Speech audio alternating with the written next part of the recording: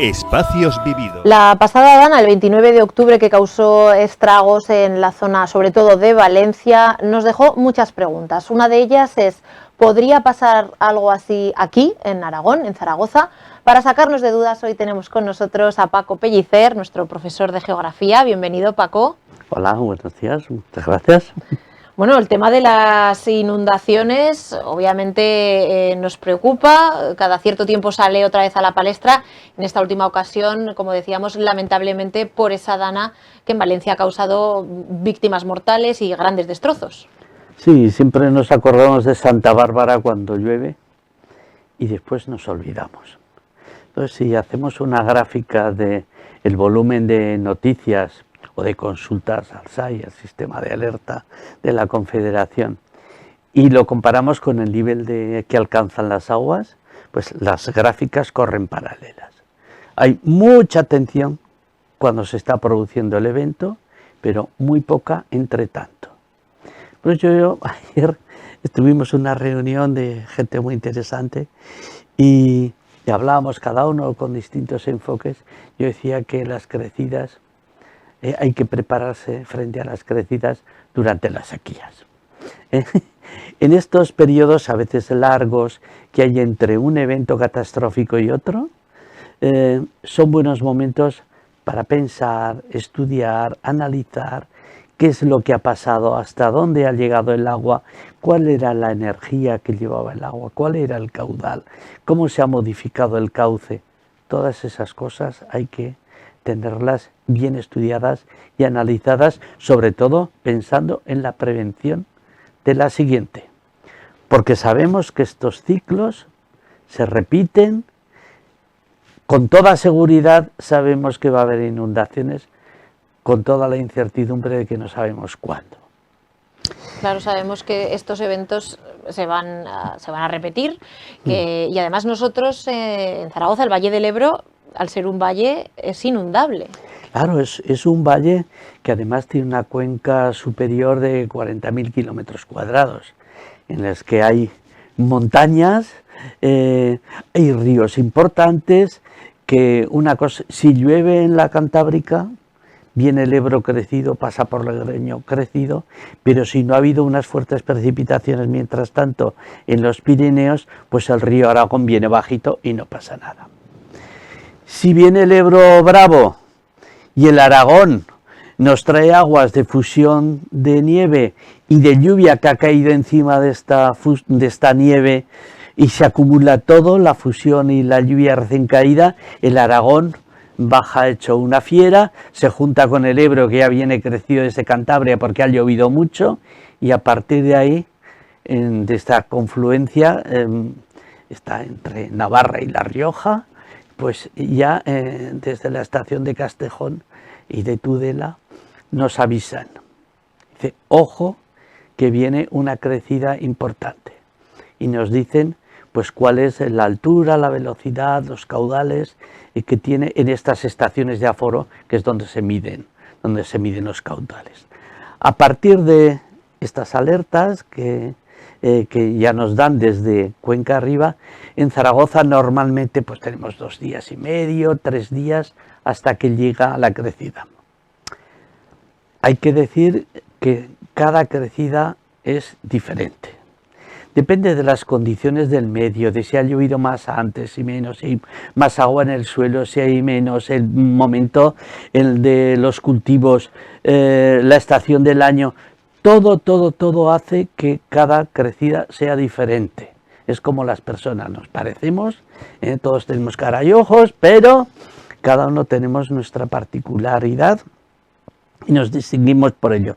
Por eso, a veces comparar, pues indudablemente ayuda, pero no te da una ciencia exacta, no te da un retrato perfecto. Entonces hacemos retratos robot de las crecidas y sobre todo de las posibles crecidas. En Zaragoza estamos con 2 días y medio, 3, hasta que llega el pico a la ciudad de Zaragoza. A veces es un pico, a veces son varios picos. En el 2015 pues vinieron varias riadas sucesivas y las de atrás iban alcanzando las primeras. Por eso nos sorprendió aquí en Zaragoza, pues porque nos llegó mucho más agua de la que estaba prevista.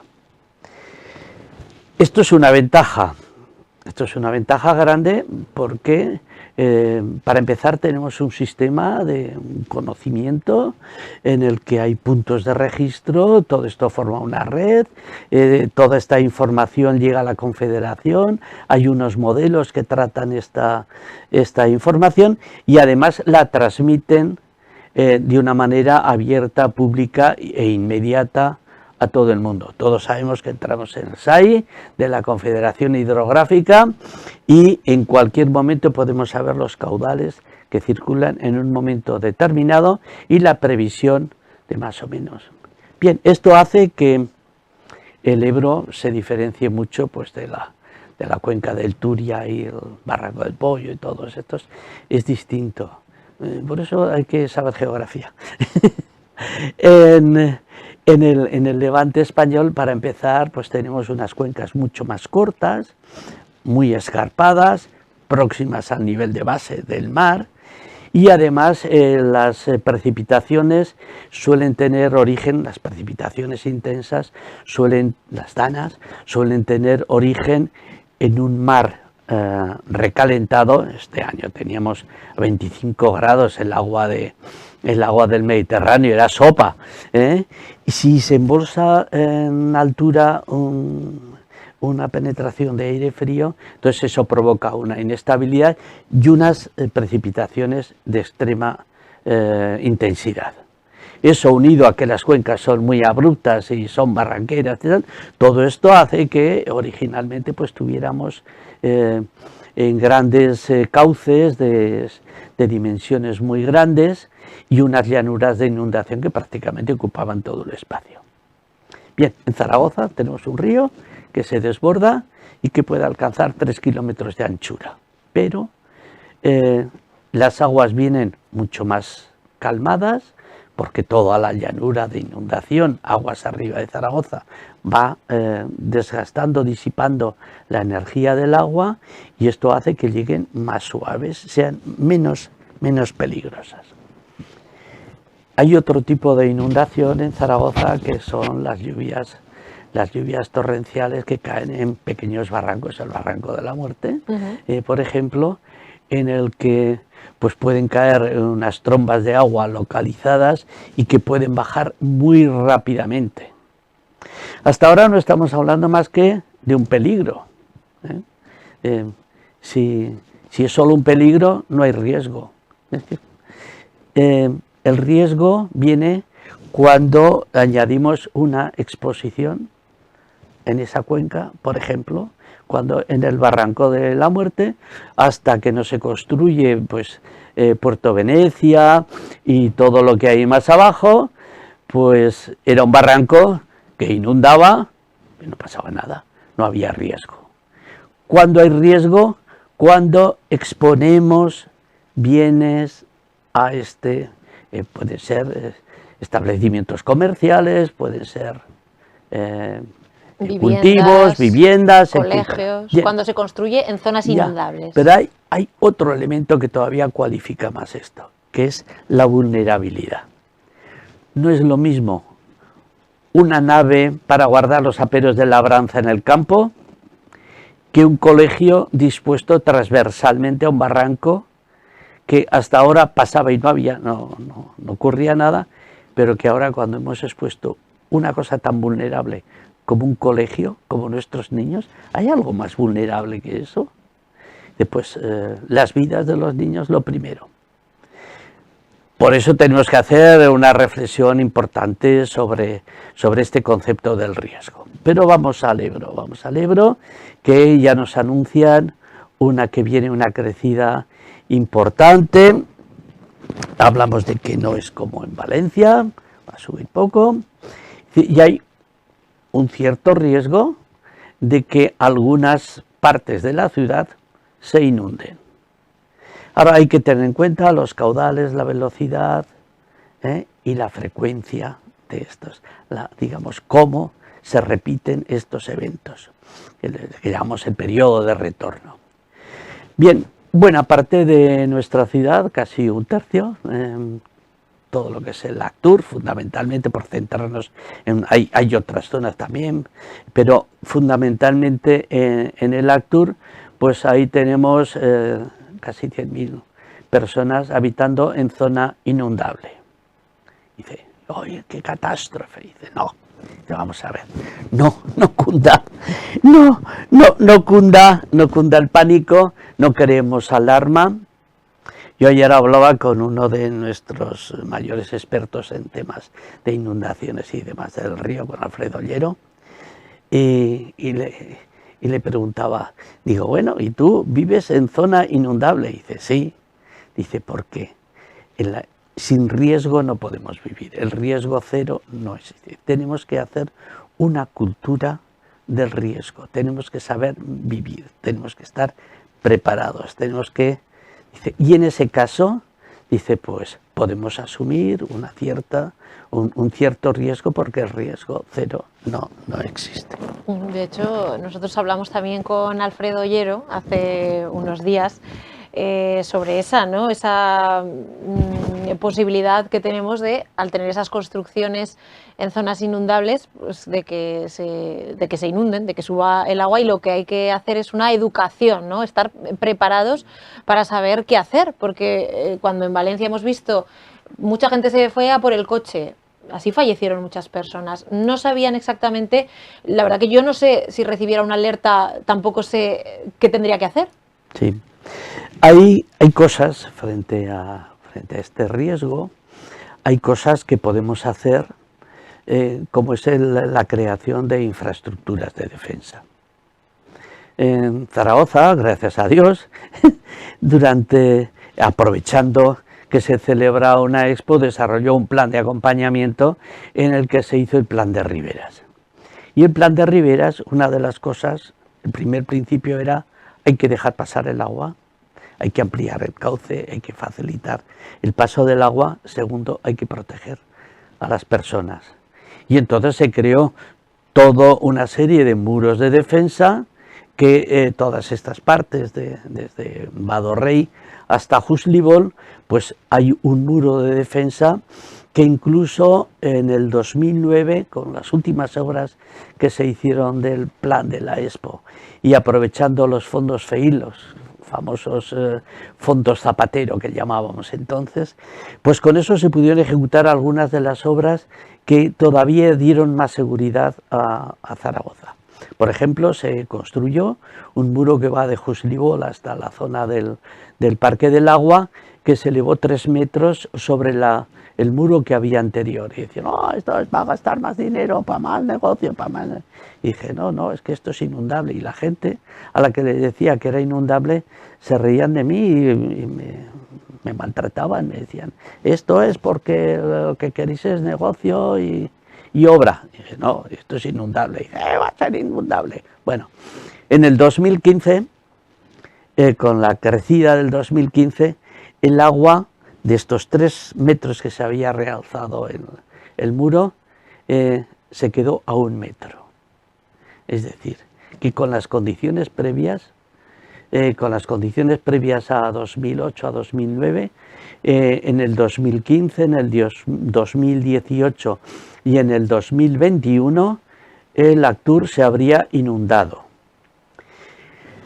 Esto quiere decir, ya sabemos que es inundable y con un periodo de retorno determinado. Y ahora ya sabemos que estamos inundados.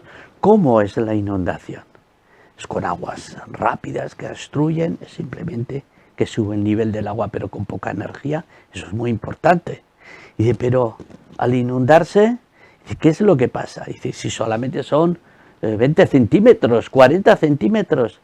Dice, sí, pero por debajo, todo lo que está por debajo, ¿qué tenemos por debajo de 40 centímetros en la ciudad? 2 garajes, almacenes, redes de todo tipo, las cajas de los ascensores. Dice, bueno, se inunda el Actur, ¿y qué pasa? Dice, pues que nos quedamos colgados en casa. El ascensor no funciona, Probablemente la electricidad tampoco. En las aguas seguro que no. No podemos ir a trabajar, no podemos ir al colegio, no podemos ir al hospital, ni al centro de salud. Se ha paralizado completamente la ciudad. Y estoy diciendo algo que se ha podido producir en Zaragoza en 3 ocasiones en este siglo y que afortunadamente no ha ocurrido. Hubiéramos sido noticia. No hemos sido noticia. Mucha suerte hemos tenido. Yo ayer estaba con unos chicos de bachillerato que habían nacido el año de la Expo. Y estuve explicándoles algunas cosas y tal. Y les hice una pregunta. Digo, si hubiera una inundación de este tipo, digo, no os preocupéis, que nos va a arrastrar, no tal. Dice, ¿qué es lo que haríais? Dice, yo lo primero que hago es que si me avisan de que hay 2 días, dice, me cojo la furgo y me largo. Digo, ojo, ¿por dónde vas a ir? Porque habrá unas zonas en las que te encontrarás que la Z30 está inundada y no puedes salir por allí, y te querrás volver, y todos querréis hacer lo mismo, y entonces se armará un cisco, y a lo mejor mientras tanto sigue subiendo. Digo, ojo, esto es lo que ha pasado en Valencia, ¿eh? Ojo, tenemos que pensar un poquito. Y yo les decía, ¿a quiénes tendríamos que atender primero? Digo, porque os habéis largado, los jóvenes con la furgo. Digo, ¿qué pasa con los abuelos? ¿Con las personas mayores? ¿Con las personas con discapacidad motora que se mueven mal? ¿Con los niños pequeñitos? Y tal. Vamos a ver. Digo, en lo primero que tenemos que pensar es en las personas vulnerables. ¿Qué hacemos con estas personas vulnerables? Y tenemos que estar preparados, tenemos que saber. Hay que saber dónde y por dónde salimos de esta ratonera que es la inundación. Y en algunos municipios tienen unos planes de prevención de riesgos de inundación muy majos, en buena parte de los pueblos del entorno de Zaragoza, en que les dicen, mira, tienes que salir por esta carretera, por esta calle y tal, y entonces vas al centro deportivo o al polígono industrial, que están más altos, y entonces allí se puede tal, y entonces os haremos acogida. Los alcaldes ya están avisados, y entonces han puesto la calefacción para que las personas mayores puedan estar calentitas, y han previsto pues darles de comer, etcétera. Y además han previsto toda la logística de todas las bombas, todos los artefactos que hace falta, y se ha llamado a los bomberos, y están todos los cuerpos, y según el grado de alerta, que pues la competencia puede ser de protección civil, técnico de la protección civil. Eso te quería preguntar, has mencionado si recibimos un aviso, que te decía este chico, y luego ese plan, brevemente, ¿de quién es competencia todo eso? ¿Quién se preocupa de que eso esté en orden y que sea eficaz? Depende del grado, ¿eh? En el grado menor es protección civil, que tiene un técnico al mando y pone todos los recursos que están en manos del municipio, pues bomberos, los equipos, la logística, los lugares, todo esto lo ponen en marcha y ayudan a la gente a que... Bien, eso con un nivel bajo. Si hay un nivel en el que las cosas ya se ponen complicadas, ya pasa a protección civil, pero si llega un momento de alarma superior, inmediatamente hay que acudir, es decir, cuando todo esto depende de las comunidades autónomas, el grado 0, 1 y 2. Cuando ya pasamos a un grado superior, esto hay que acudir ya a cuando supera la capacidad de las comunidades autónomas con sus recursos y demás, entonces es una competencia estatal. Entonces, cuando acude la UME, por ejemplo, cuando acuden pues refuerzos de todo tipo, bomberos, servicios médicos, logística, etcétera, coordinar todos estos equipos, y esto es harto complejo y hay que tenerlo bien planificado. Entonces, una cosa es la planificación en los distintos niveles, pero para mí hay una cosa muy importante. A veces decimos el pueblo salva al pueblo y tal. El voluntariado indudablemente es importantísimo. La colaboración ciudadana es la base, la solidaridad es la base, pero ojo, lo público es lo que salva al pueblo. La UME, los equipos de técnicos de las administraciones, del ayuntamiento, del gobierno de Aragón, etcétera, estos son el equipo, el ejército de verdad que nos salva y nos ayuda. Un tema complejo, lo decíamos también fuera de micrófono, porque engloba muchas partes, del que seguiremos hablando, por ejemplo, con las medidas que se deberían adoptar ante una emergencia. Paco Pellicer, profesor de Geografía, muchas gracias por habernos acompañado hoy. Muy bien, y seguimos.